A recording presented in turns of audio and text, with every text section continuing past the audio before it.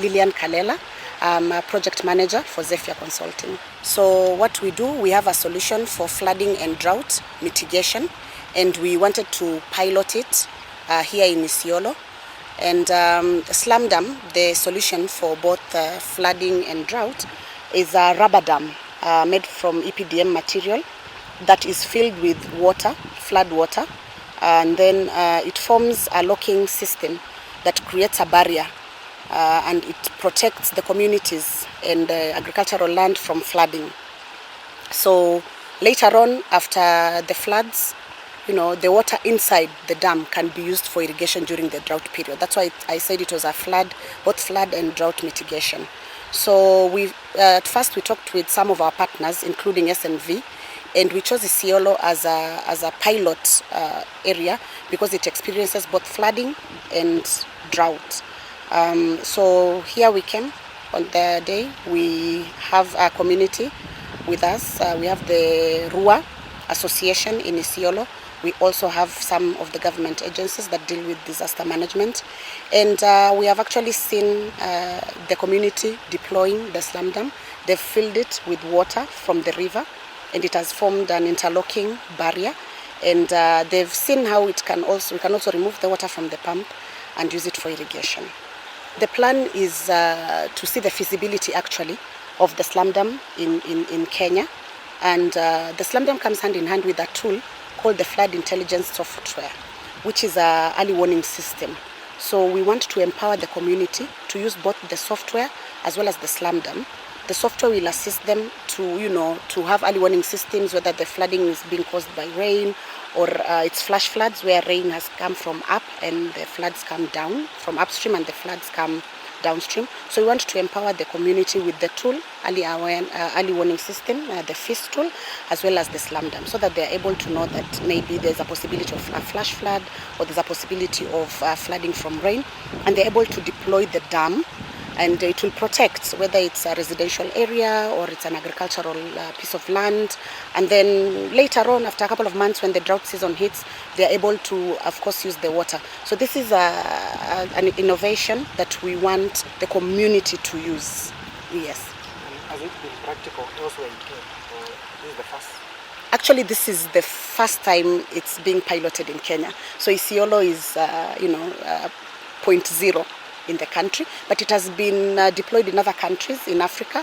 We've deployed the same innovation in Nigeria in 2 areas.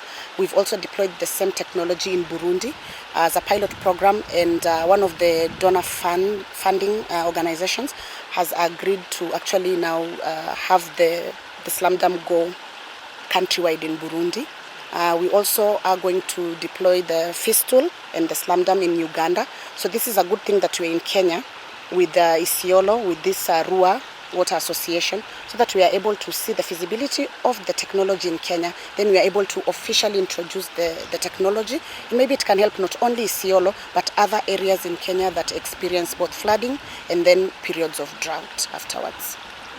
Well, apart from the training of the slum dam, we are partnering with partners like SNV. We would like to partner with partners like SNV to also give them like other technologies of farming so that they can use the water efficiently to have a large crop, because we always hear of drought and we have little food in the country, and we are actually happy that the current government is they're encouraging farming on large scale so that we are able to sustain ourselves. And we would like to partner, because the dam can prevent flooding and can store water. We'd like to partner with partners like SNV so that we are able to assist farmers as well with technology, farming technology. Yeah. And how easy is it for a common farmer setting up such stuff? It is quite easy actually. It needs at least 2 people. It doesn't need any skill, no degree is needed. You just need to lay down the EPDM material, pump in the water, lock the dams, and afterwards you just open the dams and suction the water, whether it's like drip irrigation or we use pump to suction it for larger scale irrigation. So you really don't need manpower or skill, at least 2 people. Yes. And then what is the capacity of a standard slum dam?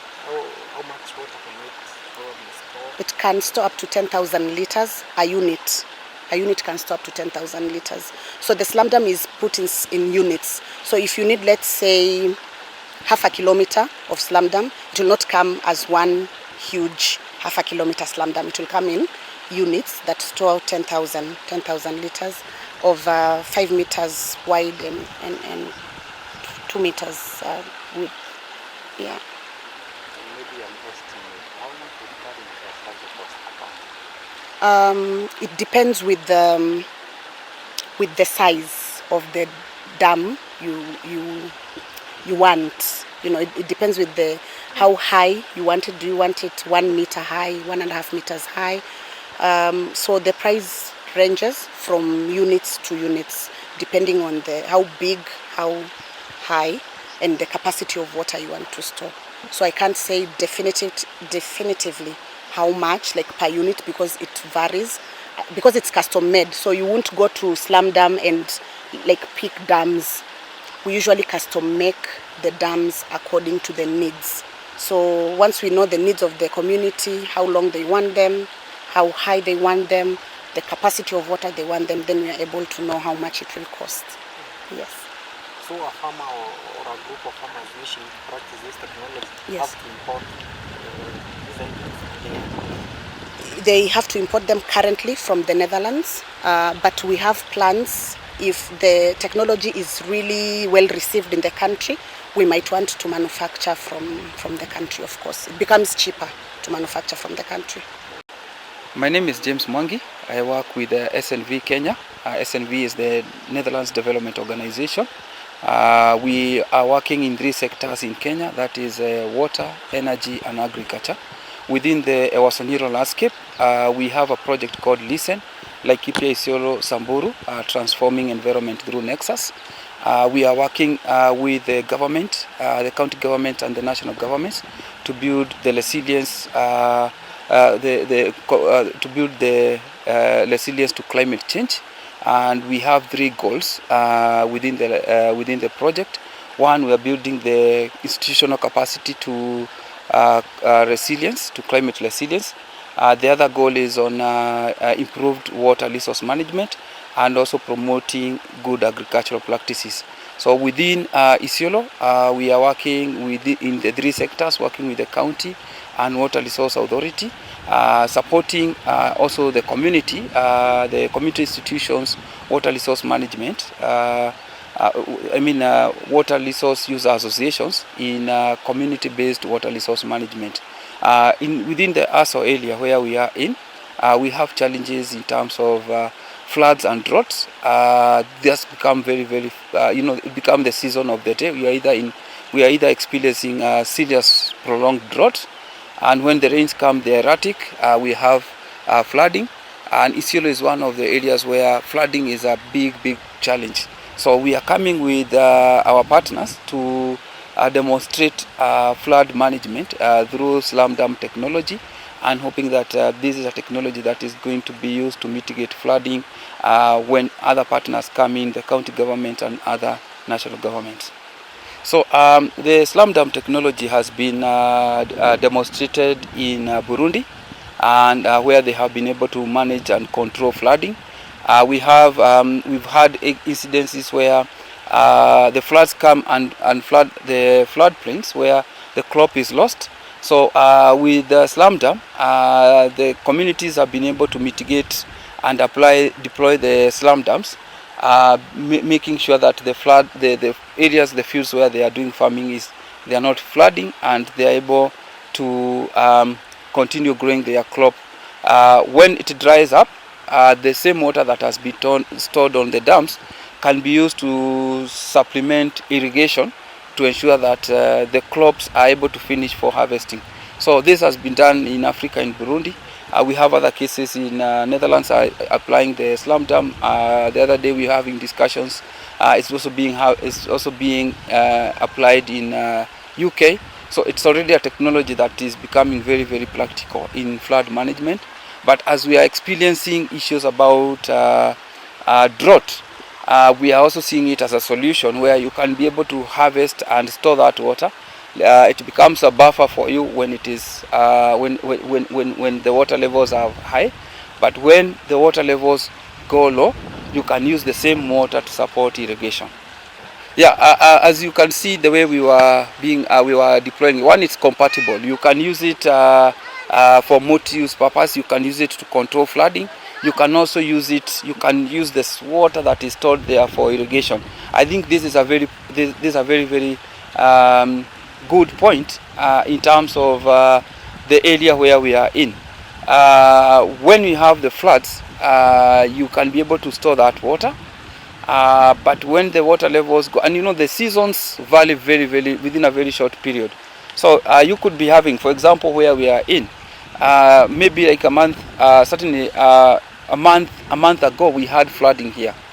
But as you can see, it's now dry. The rains came for a very short time, and within a very short times we are now again in a very dry season where if you have crops, you need water to irrigate. So I think that makes it very unique, and also being that it's user friendly, it's not very labor intensive. You can see that within a very short time we are able to put in you're able to you can be able to roll it out along the areas where you find the rivers are breaking. So it's simple. I think it's very user friendly. And also being that it is multi-use, then it makes it a technology that is practical to our context. The community is excited. This is the first time they are seeing this. And also they're able to relate with issues of flooding within the Isiolo. Some of them have been victims. So a solution like this, and they are seeing how it's being applied by other local communities in other countries like Burundi. They are seeing this is a very good solution that can be adopted here. I think one thing that we are agreeing is that it's also very easy to use. It's not a high-tech, it's not very high-tech. You just need a pump. You pump in water and it fills up. So for community, they are saying this is a good technology. How can we get it? How can we use it to control our flooding? One thing is that it can be applied at various levels. One level you can apply it to manage flooding in urban areas, and also you can also apply it in rural areas. So in urban areas, we always see how communities are trying to manage this. Using the gunny bags and all that. This is a technology that is more. It is more efficient in terms of management. You don't need a lot of materials to set it up. So it is applicable in the urban areas. In the rural areas, it's also very handy. I think for the farmers who are riparian landowners and who are living along the floodplains, they can be able to use it to manage that, to manage the flooding. So that said, the other thing is that for us, we want to demonstrate that it can be applied here. We want to demonstrate that it can be used for multi-use purposes. We want to show that also it's user friendly. Farmers can be able, anybody, like now we just had a training today, and you can see that the community are able to operate, and they're able to inflate and deflate the slam dam. So that means that it's not very technical. So issues about like how it's interlocking, it's coming out very well. You can see how it is able to manage, and it's quite durable. We are talking about a lifespan of 50 years. So within that time, it's something that it's worth investing. We would want to demonstrate that, and also to demonstrate the benefits of using slam dam in the management of flooding in both urban and rural areas. The standards of the slam dam, they are these international standards. Of course, this is a pilot that we are having. When it goes to that level, we will certainly be looking at what is needed to go to scaling and also piloting. But for the technology, it meets the global standards. You can see the quality if you compare that with the normal membrane papers that we use for liners. This is of much higher quality than that, but it means that we will have to look at what we need to get to the level where we are applying it at a larger scale. Yeah. So for this pilot, we were just looking at the Isiolo case. We have a particular interest with a number of stakeholders where we are talking about sustainable urban economic development for Isiolo town, and that brings together various stakeholders who are interested in flood management, including the county government. So this demonstration, it's in line with that concept of Isiolo sponge city. How can we control flooding, both using the infrastructure bit, the hardware, and also the software.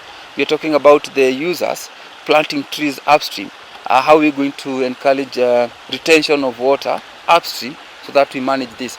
But for what cannot be managed at the catchment level, how are we going to support the drainage so that it does not cause the damages that we have associated with flooding?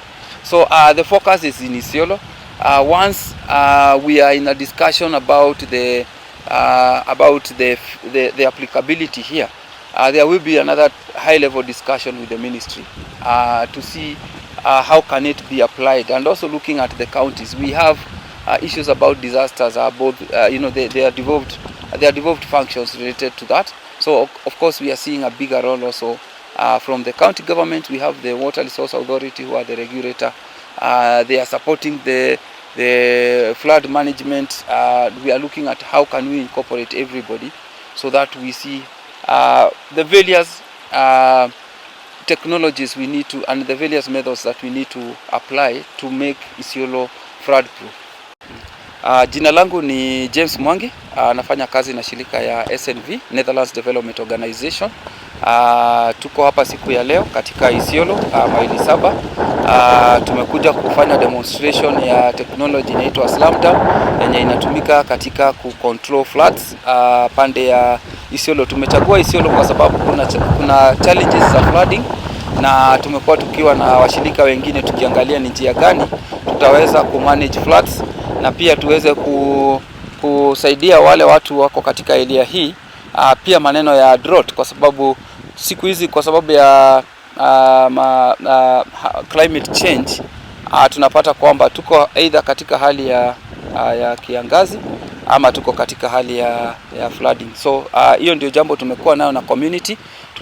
Tunaangalia hii technology tuone kama itakuwa applicable katika area hii na sehemu zingine Kenya, ili tuweze kusaidia communities na njia tofauti za kuweza kujisaidia kumanage floods na drought. So the technology ni mzuri.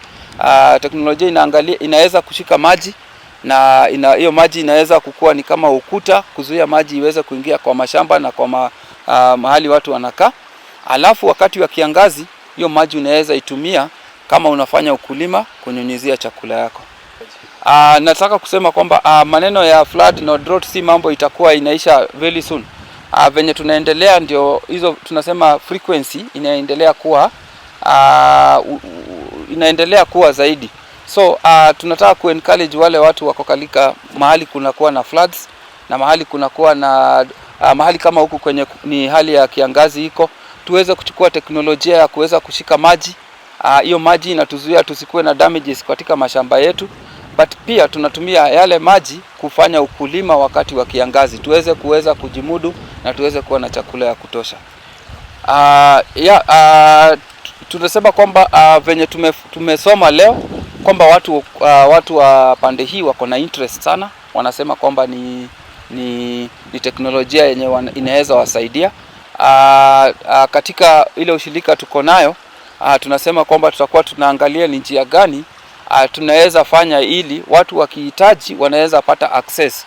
So tutakuwa tunaangalia hivyo, na tutashirikiana na RUA ili tuweze kukua na mpangilio kwa mahali yenye kuko na flooding, na tunaweza kukua na technology kama hii tuweze kuileta na watu waweze kuitumia, na wale watu wataweza kusoma wataweza pia kuweza kununua na kujisaidia wao wenyewe. Majina naitwa Herman Muronge, ni treasurer wa Isiolo Rua, na mahali tuko kunajulikana kama maili 7, lakini area yenyewe inajulikana kama kisima, yaani kivima, sio kisima, ni kivima. Na tulikuwa tunafundishwa kufanya slum dam ya kumanage France kwa hii mto yetu, na ni kazi nzuri na tunafurahia kwa sababu itatusaidia kuzuia maji yasiingie kwa mashamba yetu, na hata pande nyingine itatusaidia kushika maji ya kutumia wakati kwa ukame kama saa hii.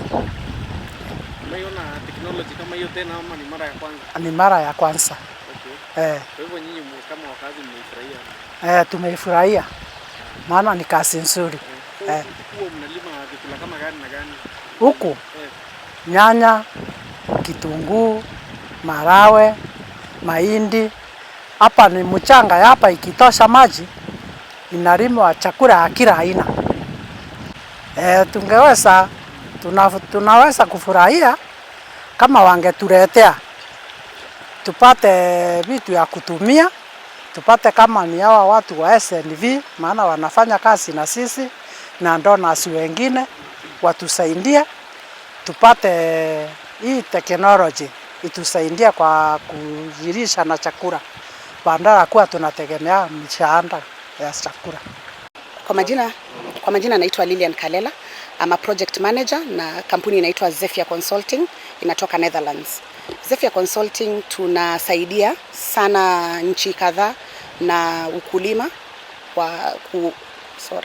Zephyr Consulting tunasaidia na kuzuia flooding sana sana kwa residential areas ama mahali watu wanalima, mahali pa ukulima. So haya mabwawa ya maji unajaza maji mabwawa, alafu yakifura na maji yanafunika ama yanaweza kusaidia floods zisipite kwa shamba za watu. Alafu baadaye wakati mvua imeisha, hayo maji yenye yamejazwa kwa hayo mabawa unaweza kuyatoa na uyatumie katika irrigation. Kwa hivyo tuko na mipango ya kuleta teknolojia hii Kenya, na pia kupatana na organizations zingine zenye zinafanya ukulima, tuweze kuona vile tukiweka haya maji kaya mabawa wakati flooding imeisha, vile haya maji yanaweza tumiwa na wakulima ili kuendeleza ukulima. Yanatumia tu maji ya kawaida, yanatumia hata maji ya mto. Unaweza weka tu hao mabawa unajaza na maji ya mto, alafu wakati mto unaenda kukauka wakati wa kiangazi, hayo maji tena unayatumia. Kwa hivyo tuseme tu ni water harvesting. Kwa majina naitwa David Mwechi na Bea. Mimi ni secretary wa Isiolo Rua. Isiolo Rua ni kikundi ambacho kinalinda mazingira na kimeanzia kule mlimani Mount Kenya na tunafungia pale Ewasonyiro. Kwa hivyo ni catchment mrefu, na kamati yetu iko broken into 6 zones. Tuko na 6 zones. Zone 6 ikiwa ni kule juu kwa Mount Kenya. Zone 1 inaanzia area ya juu kidogo hapa area ya Motonyi hapo maili 8. Ile sehemu tuko zaidi ni zone 4. Ni zone 3. Hii ni zone 3, na siku ya leo tulikuwa tuko na demo ya jinsi ya kumitigate flood ambayo tumetumia technology ambayo inaitwa slum dam technology. Na tumefurahia hiyo demo vizuri sana. Na pia unajua hii area kama unavyoona leo mtu iko na maji ni kwa sababu tunafanya ile kitu tunaita rationing. Kila wakati maji haiko kwa hii mto vile iko sasa, siku ya leo ni maji ya watu ya chini, na ndio sababu unaona kuna maji kwa mto saa hii. So kumaanisha kuanzia kesho labda maji hapa itakuwa ni kidogo sana. Lakini kama vile tunajua hii area ni very prone kwa floods na vile vile town ya Isiolo. Kwa hivyo wakati mwingine kama vile tumeona hii technology, tungependekeza kaunti ya Isiolo ifanye kazi na wafadhili labda kwa vitu kama hizi slum dam technologies. Wanaweza kuzuia maji yale ambayo yanakuja kuharibu town na kuyadhibiti yaweza kurudi kwa mto, na tunafikiria ya kwamba hiyo inaweza kuwa jinsi bora sana ya kupigana na haya maji mengi ambayo yanakuja wakati ya mvua. Kulingana na gharama ya hii slum dam, nafikiria kwa mkulima wa kawaida itakuwa rahisi sana kuweza kupata moja, sababu kulingana na yale vile tumejaribu kuhoji wale wanafanya kazi na slum dam, tumesikia moja ni kama 1500 euros. Hiyo ni kama kitu wanaita 1000. Kwa hivyo nafikiria mkulima wa kawaida anaweza shindwa kufanya haya, lakini ukiwa na mpangilio mzuri, labda county government inaweza fanya funding, pia tunaweza kuwa na donors, tunaweza fanya proposals, na hizo zinaweza kusaidia wananchi wa kawaida kuweza kufaidika na hii technology. Hizi slam dam tumeona, tumejaribu kufanya hiyo demo, tumeweka maji ndani, na ile tulikuwa naye ni ya kiasi ya kama 4700 liters ya maji, na tumeona yale maji yakiwa pale ndani yanaweza tumika kwa njia nyingi. Tunaweza tumia kama kwa ukulima wa matone, hiyo ni ile tunaita drip irrigation. Inaweza kufanya kitchen garden kidogo, na hiyo pia inaweza inua hali ya maisha ya watu wa kawaida. Kwa hivyo tunaomba ikiwezekana, kuna sehemu zingine watu ambao wana uwezo hata wa kujitolea maji kwa mto, lakini hizi zikiweza kutumika na zichike maji wakati ya floods, haya maji yanaweza tumika kwa baadaye kwa watu wengi ambao wako karibu na hii mto, na hii mto ukiteremka naye watu ni wengi wale wamekaribia mto, lakini wakati mwingine hawana hizo faida. Kwa hivyo kukipatikana teknolojia kama hii karibu na watu, inaweza kuwa ya msaada mkubwa sana.